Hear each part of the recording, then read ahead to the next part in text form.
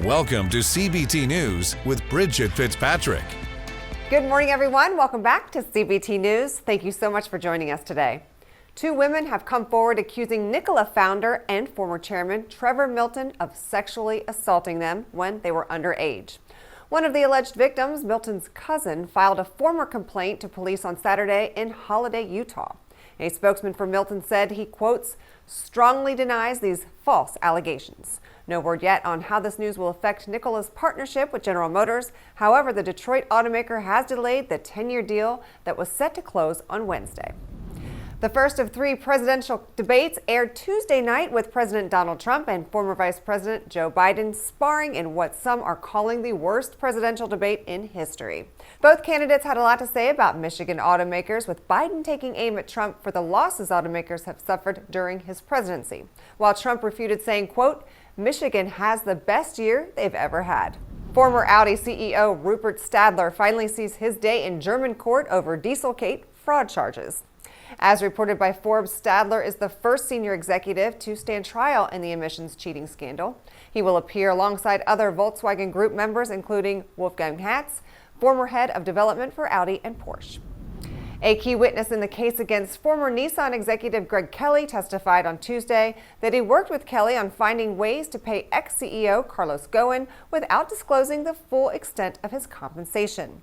On the stand, former HR executive Takashi Anuma stated, quote, he worked together to consider how to avoid disclosure of the unpaid compensation. Kelly has been charged with failure to disclose Ghosn's compensation by $88 million, as reported by the Associated Press. Coming up next on CBT News, we speak with head of automotive retail for Facebook, Mr. Bob LANHAM. This segment brought to you by NCM.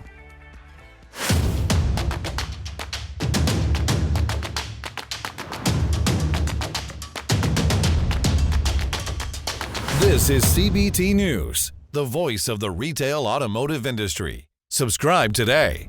Recently, Facebook has expanded its automotive marketing features to drive inventory ads to a mobile-optimized shopping experience. So what does this mean for your dealership? To find out, we spoke with Facebook's head of automotive retail, Bob LANHAM. So as you said, last year we launched automotive inventory ads.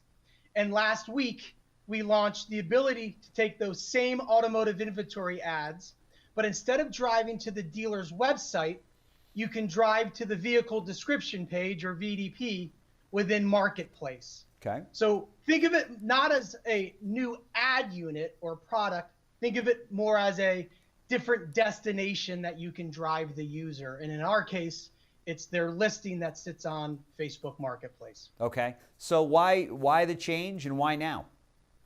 Yeah, so it's an option.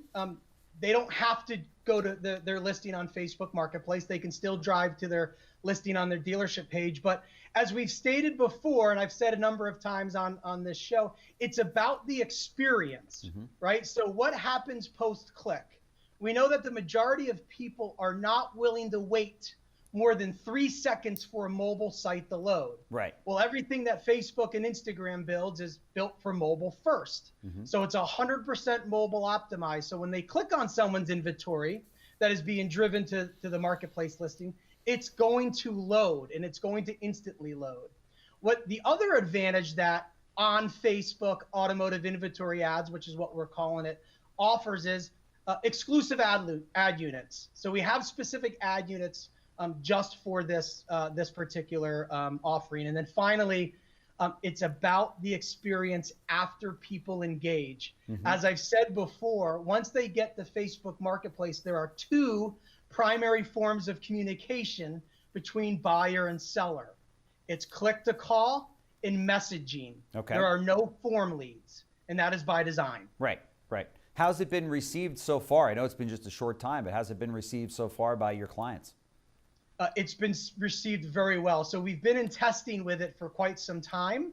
The dealer groups that my team handles was able to test it first. And I can tell you, Saxton Horn, which is Larry H. Miller's in-house ad agency, was one of the first dealer groups to test it with us.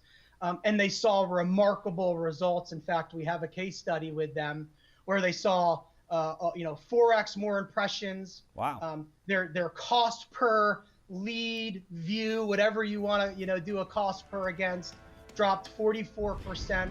You can catch the rest of that conversation right here at cbtnews.com. Join thousands of other auto industry professionals by becoming a member of CBT News today and start enjoying access to the day's top stories, exclusive interviews with industry leaders, special reports, shows featuring today's top trainers, event coverage, the CBT News podcast, and much more. While you're here, be sure to check out Diversity in Automotive, hosted by Corey Mosley and sponsored by TrueCar and CarNow. That wraps up our show for today, but be sure to follow us on Facebook, LinkedIn, Instagram, and Twitter. I'm Bridget Fitzpatrick. Thanks so much for watching, and have a great day. Thanks for watching CBT News, the voice of the retail automotive industry.